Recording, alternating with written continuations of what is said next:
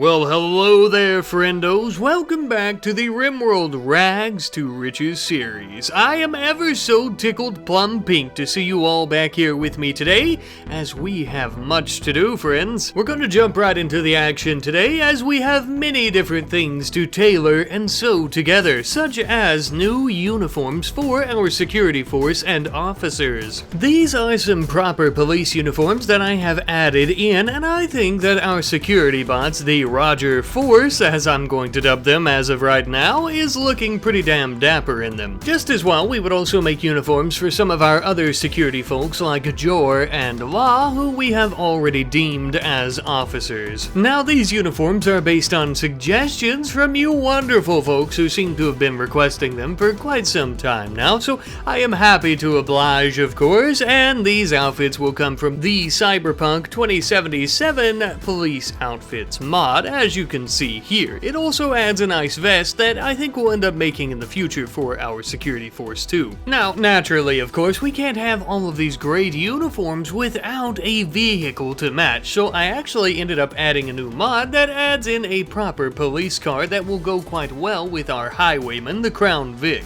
Our Crown Vic highwayman could be for more violent missions, while this little beautiful sheriff's car could be for more issuing citations and things of that nature, of course. I feel that it also gives off a more friendly appearance than our highwayman with its giant turret on top as well. On a vaguely related note, just across the street here from the police station, I'm also going to be building something of a fallout shelter and/or community hazard building where if there is a threat, we'll actually be able to go there and hide, and this too is also based on many of your suggestions, so thank you all once again. But yes, indeed, as mentioned, this is going to be a proper fallout shelter where we'll be able to hide from large groups of raiders, as well as any other immediate threats that we may be facing, instead of hiding out in our restaurants or stores that are not near as safe. As you can see, we're also going to be prepping for the long term by throwing in some recreational areas, as well as a table to eat at, as well as a bathroom, and just some lounging area as well. This way, if we're stuck in here for quite a long time, we should be good to go. Not only are we going to have plenty of furnishings and things to keep our minds off the impending doom that may await us on the outside of the doors, but we also have some double thick walls. On the outside, we have some concrete, and on the inside, we actually have some steel plated walls, which are going to be blast proof as well, so it would take quite a bit to break in. And just in case somebody did manage to break in, I did end up putting a mini turret in for our security. I then noticed something quite interesting in our casino. It would seem that the Marshal Service is drinking alcohol, which is quite strange seeing how there's been a prohibition on these lands under their laws for quite some time. It would seem that they may have loosened these laws a bit or completely gotten rid of them. Well, to test out this theory, I decided to have Crow load up the truck with plenty of gin, as well as some other things that we'd like to trade, and we began heading out to a nearby Marshal Service town. Upon our arrival, Crow began asking some of the local townsfolk and the authorities what they thought of purchasing maybe some alcoholic beverages, and to our surprise, yes indeed, they had indeed gotten rid of their prohibition after many years, and thus we began to sell them some of our famous gin. Not only would we sell them the gin though, but we would also sell them many different types of leathers, our hot sauce, our smoke leaf butter, joints, as well as smoke leaf leaves, Thrumbo plushies, all of our specialty items, and some additional resources, making us a pretty penny. We would also end up traveling to a nearby Republic City as well to do some trading. Now, not only were we making a pretty penny off of both of these settlements, but we were also purchasing plenty of resources like a little bit of plasteel, steel, and most importantly, a lot of components and advanced components. But with all of our trading concluded, it was time for us to begin making our way back home. In the meantime, though, this is going to take a hot moment, so we began with our new research project for the episode, which just so happens to be industrial climate control. Now, this is going to allow us to build some industrial-sized climate control units, as well as intake fans and things of that nature, which is going to help us alleviate the pressure from our current HVAC systems, which can be a little bit overloaded from time to time. In the early morning hours, as we were beginning on this research, our caravan had finally returned home with all of our resources that they brought back as well, which we were going to immediately begin utilizing on a brand new Android that Jor would start on. Finally, after many an hour of welding and programming said Android, we finally had another Tier 3 one by the name of Eddie. And if you can't tell, based on his unique apparel, he is going to be in our sushi shop. I don't really know how you would have been able to tell that, but he's wearing a chef's uniform, which is basically just going to be for show because his cooking skill is dog shit since he's essentially a walking, talking robotic infant, so we put him behind the register just like we've been doing with our other androids, but on the bright side, we'll be able to sell plenty more sushi, so there's that. For our next little construction project though, we're going to need plenty of wood, and thus we would begin some deforestation efforts in the southeastern section of the city. We would then begin using up all the wood that we had collected to build ourselves something of an apartment complex right across from some of our independent houses that we're renting out, and thus we're also of course going to be renting out the apartments themselves as well. I wouldn't go as far as to call these slums, of course, as they are simply the exact same as the houses we've been renting out, only much smaller and in a different shape, but because of that I think we would begin charging less for these apartments compared to the homes. Truth be told, I think apartment complexes and condo complexes and things like that are going to be our way into the future in terms of our housing that we're going to be renting out, because we are beginning to run out of space in the southeastern section. Of course, not only do we want to maximize profits, but we also want to maximize our land usage as well, and of course these apartment complexes were once again a suggestion by you wonderful folks, so thank you all ever so much. Then, shortly thereafter, as if on cue, we had finally finished our research into industrial climate control just after finishing up our apartments. Perfect timing, I would say, as we can now replace the old unit that we were using with a much larger industrial unit. Not only would this unit be for the houses around it, but it could also supply enough heat and cool air to our apartments as well. Adding on to that, I also wanted to build something of a service area where we would end up putting in a pumping station for all the houses and the apartments that we plan on putting down here, as well as the ones that we've already built, along with a large climate control unit to go with all of the new ventilation systems. After it was all said and done, I think that it looks pretty good for the most part. I do think it sticks out a little bit, but as we add in more apartments, it should blend everything in together. It is also going to be servicing not only the current apartments and homes that we have in this area, but any future that we plan on building, and boy howdy do we plan on building quite a few more. Speaking of which, I'd go ahead and begin working on some of those right here in the T in the road, although these are not standard apartments. I'm actually going to begin renting these out once they are completed, and the reason being is I feel that this section of the city is very far away from everything else in terms of our businesses, the casino, and basically everything else that we have within the city that might be of interest to any visitors, and thus I kind of want to put the slum apartment slash rentable rooms in this area. To me that makes sense because you wouldn't expect to find the more expensive and luxurious rentable rooms and or apartments close to the city's amenities and services. For now I think I'm just going to leave these all as rentable rooms instead of apartments that tenants would be staying in, but if and when the need arises we can always change that over.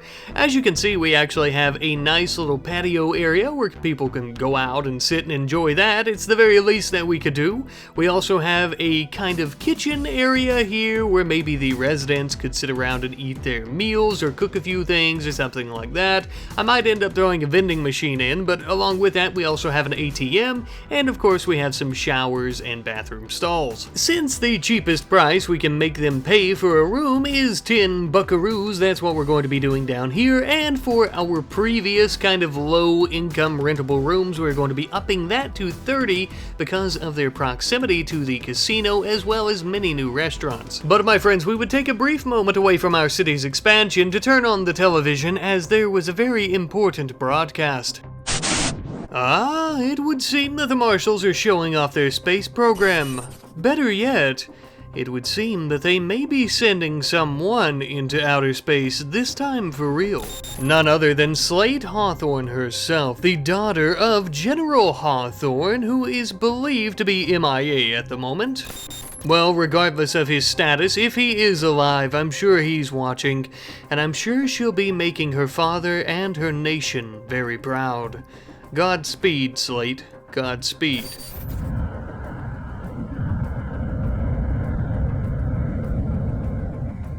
Well, it seems that the Marshal Service may end up reaching the barren moon just yet, and if they do, perhaps they could lay some groundwork for us to set up one of our lunar casinos. A bit ambitious, but we'll see. I must say this little news broadcast has me inspired a bit to work on our space program some more this episode as well. So let us begin on that. Last episode I kept calling this area a space program or space center, and I guess it is that, but I believe a better term for it is mission control, which is a term that you guys have been throwing out there, and I do know that term, but for some reason I forgot it. Nevertheless, I am going to be adding on to our mission control building this episode by building a training facility. With this facility, we are going to have a chess table, that way we can keep our minds sharp and think strategically. We have a punching bag for exercise. More importantly, we have a swimming pool where we can actually simulate low to zero gravity. We have a replica of a pod, that way we can actually train inside of a landing pod and get used to that. We have a computer as well as many other interfaces where we'll be able to track our statistics as well as practicing our flight paths and trajectories, which is something that Motzi, as an ace fighter pilot, is somewhat used to, and as a former Marshal Service astronaut. Important to note though that Motzi has never been in space himself. He's been quite close before his ship crashed, but never has he felt the zero gravity, and thus why he likes the pool so much for his training. The idea for the training facility comes from our good friend Fallout Fart 9917, who is saying that sending people into space untrained could lead to a few issues, especially if we decide to take and send customers. And I completely agree, and I would like to thank you for your suggestion. Speaking of our customers, something that you guys have been suggesting since the very first episode that we should build are saunas, and this is a really good idea as well, and I can't believe, quite frankly, that it took me so long to begin the research, but we are indeed starting it. While Lewis and La begin working on this research into saunas, Jor is also going to begin working on a brand new Tier 1 android. Now, I know what you're saying, Rat Knight, this is boring as shit, you're always making security bots. Well, my friends, this is no security bot. This android currently goes by the name of Chris, though I would love for you guys to provide a much better and more suitable name for him.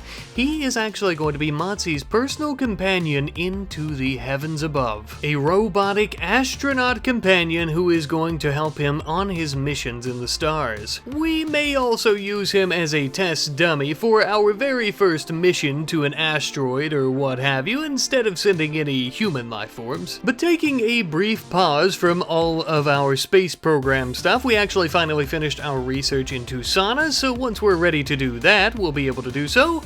But jumping back into the space program, we are going to be building a rocket in the dead of night for yet another relay satellite. Just as a quick reminder, last episode we launched 2 satellites already, and we need 2 more, that way we can discover any other possible heavenly bodies that are in orbit around the planet, as well as getting information on the 2 moons that we do currently know about. Later on into the night though, we would end up launching our 3rd relay satellite, and after it achieved orbit, the very next morning we would actually work on our 4th and final rocket for the satellites, launching our 4th and final relay satellite, of course. With this achievement finally in hand, we have a complete network. And with that network, we are actually the very first private company on the entire planet to achieve a private satellite network. It's amazing to think. But even more so, we can now finally begin looking for similar bodies to the 2 moons that we know about orbiting around Degum.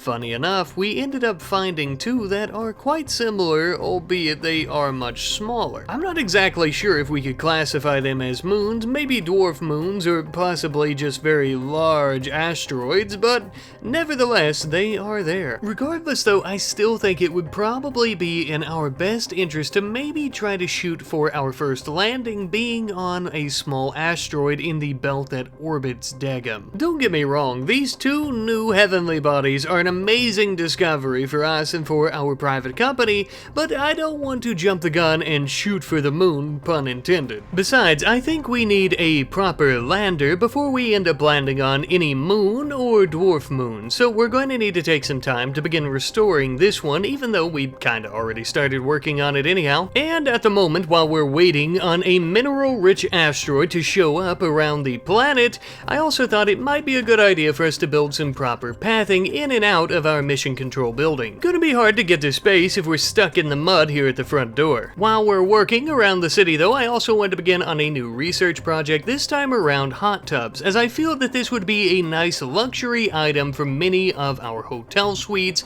as well as just the casino and other parts of the city where people are paying top dollar. That being said though, before we go running a marathon, we do need to learn how to walk first, and thus I'm going to be building a small little patio out back in the casino with a proper pool, as well as a nice little patio area for people to eat meals or just sit by the pool.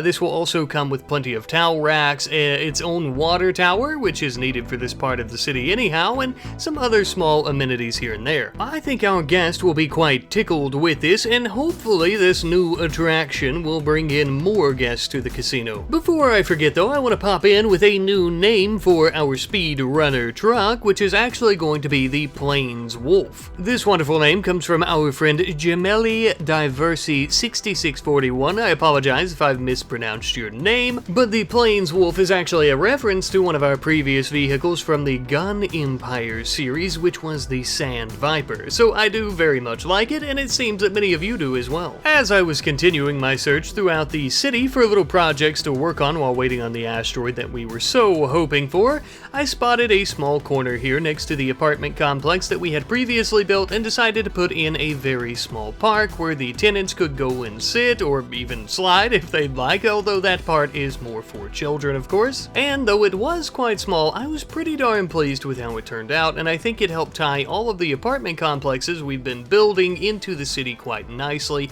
and this is also the first time that we've ever completed a full corner of the city in the map. A pretty cool achievement, I'll say. Although, as a uranium asteroid begins to fly around the planet's orbit, we have much larger achievements in mind. It is finally time, our very first unmanned mission to somewhere other than Degum. Well, unmanned is a bit loosey-goosey in this term, as we are going to be sending a android, and we have sent satellites previously, but you know what I mean. As Chris goes out the blast doors and enters the rocket, we fire him into outer space, knowing full well that anything could go wrong. This could be the last time that we ever see our creation. And yet, even with our fears and anxieties in hand and in mind, it was all still so surreal. Sometime later, after breaking apart from our main stages of the rocket, our lander began landing on the asteroid. The lander was successful in its endeavor, and just as we had hoped, the asteroid was just large enough to have a small gravitational field holding the lander nearby. It was so beautiful here. Though we couldn't experience it ourselves, Chris's internal cameras built into his head were broadcasting the entire thing for us to enjoy back home. Chris would immediately begin collecting a sample of the uranium to bring back home. As for now, he would only be able to bring back small quantities, of course, but this is a very small stepping stone in what we hope to be some type of asteroid mining empire.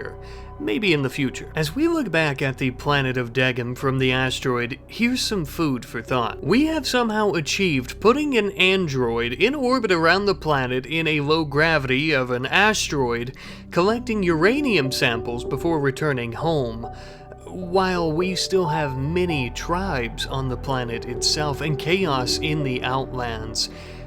The difference is insane. Something even more insane is the fact that Nenel was enslaved by the SNR Rifle Company, but he was actually part of either the Thromboian Union or Confederacy of Banya. It's been so many years ago, to be honest, I'm not sure if even he remembers, and yet he is the mastermind and the head of all of this. Before we would have Chris get back in the lander and come home, we had him take a stroll around in the void of space just to see quite how well the suit would do, which is also why we even bothered sending him in a suit. Sometime later, as our orbit began bringing us back around closer to home base, we would be able to use much less fuel and take off towards the planet itself.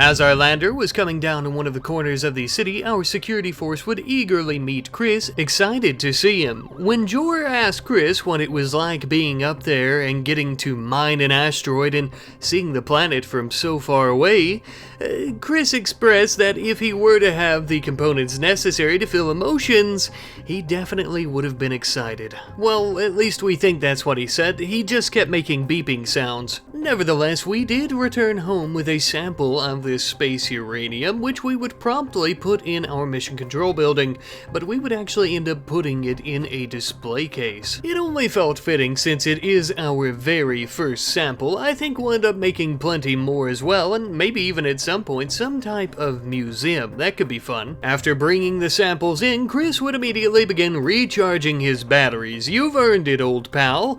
It's a good thing you didn't go dead in the void of space. That would have been bad. Something to consider for the future is perhaps a space station, as we would be able to have our astronauts and androids recharge and rest themselves on it, but also maybe we could make some type of hotel. Because of our space program and the recent events with all of our rockets launching with all of their fuel that is extremely flammable, I think it might be a good idea for us to build a new service into the city.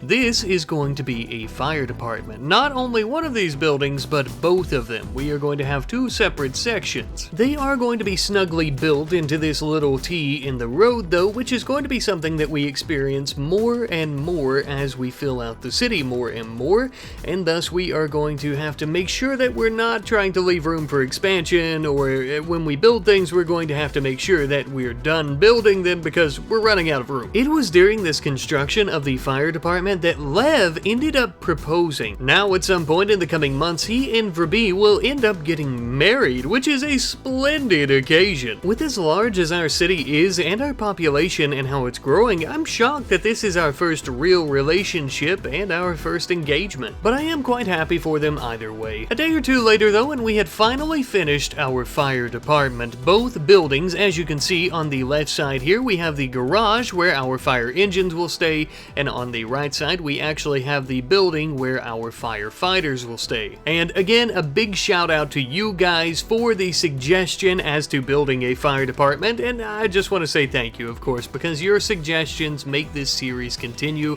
and I really appreciate it. As you can see in the fire department itself, of course, we have a bathroom, we have a large recreational area where they can actually go about reading some books, playing some darts, and exercising a bit with a punching bag. I think I need to get some proper exercise equipment mods, although I'm not too familiar with them, so if you guys have suggestions on that, I would love it. We also have some water pumping stations in here, as that felt quite fitting. You may also notice in the corner of the building here, we have android pods instead of actual beds, and that's because I plan on making the majority of our firefighters into either tier 1 or tier 2 androids. Across the street you'll notice that we have a garage with our fire engine. For now I'm only going to have one because I didn't want to use up the resources for two of them, but eventually as the city progressively gets larger and larger, I'll end up building another one just so we can service the entire city. Everything else in here is just a bunch of different type of benches for storing tools and working on vehicles, but we do also have two large water towers in here, which are going to be some reservoirs. I also felt that that would be quite fitting, as we're going to have to load our trucks up with water. But then, whoa, Nelly, hold on to your horses, because we have our very first raid of the episode. We've actually had 2 or 3, but they were very small and I didn't show you guys. But this one, we actually have a relationship. Apparently, one of them is the lover of Huntsman. What's that? You forgot about Huntsman? Well, don't worry, because I did too. He was one of the Outlanders who attacked us last episode, and we were actually going to collect his organs from him. But since all of his friends are here and we'll be able to collect their organs, I think we'll actually go about recruiting him. Perhaps he'll be decent in our security force, or we can have him fold some underwear in the laundromat. Nevertheless, though, his friends are coming, and they're jumping right over our fences. They seem to be sappers, meaning that they're going to destroy our walls, which is a good thing that we built the fallout shelter double-walled. That way they'll have a harder time if our security force all die. Not to worry though, civilians, there's a very low chance of that happening, hopefully. We began rushing all of our officers as well as some of our other fine folks up towards the casino, where we would begin engaging with the enemies. They weren't going to make this easy on us. They were coming at us full throttle, all gas and no brakes, forcing us to actually begin retreating back towards the entrance of the casino where we could fire at them. This would also give us the opportunity to take cover behind the stone fencing as Jor got in his car and began running over many of these dirty rapscallions. As he was doing that, the majority of our forces were actually engaging what was left of these damn dirty Outlanders, finishing them off, just enough of them that the others that did remain alive were beginning to flee the area. It would seem that we finally pushed them out of the city once and for all, this time at least. The attackers had made quite the mess in the city though, not only littering our beautiful streets with all their weapons and corpses, but they also made quite a large fire in some of our luxury buildings and the forests nearby. This would be a really good time to have our firefighting android force, but unfortunately we'll have to stomp these out, it looks like, as well as showing absolutely no mercy to the burning Outlanders lying on the ground and crawling for their lives. It would seem that in the chaos, unfortunately, we ended up losing Blom during the battle, and thus why I feel that our rage is justified. Blom is the very first casualty of our people throughout this entire series thus far. We would, however, come quite close to losing many of our other members as well, but luckily we got them to the hospital just in time and began tending to their wounds, and thus Blom would be the only casualty. As we work on a final resting place for Blom, we would also tend to the wounds of many of these Outlanders and take them into the hospital as well as the prison, where they shall await their many operations. My only regret for these little silver piggy banks is that they don't have more organs for us to sell. In our crematorium, we would actually end up building a large wooden sarcophagus for Blom's body, but this is actually only going to be temporary, as you probably could have guessed, as I would like to either build something of a proper crypt within the city, or maybe a graveyard. I think that would be more interesting, and thus visually more interesting as well. And with that, my friends, I shall bid you farewell. I would like to thank you all ever so much for watching today's episode. Be sure, if you have suggestions on any names or mods or anything at all, be sure to leave those in the comments section down below, and I'll try to check them out as soon as I can. I would also like to say, if you're celebrating, and if you do celebrate, a big happy Thanksgiving to all of you. But I love you ever so much. I will see you next time. Goodbye.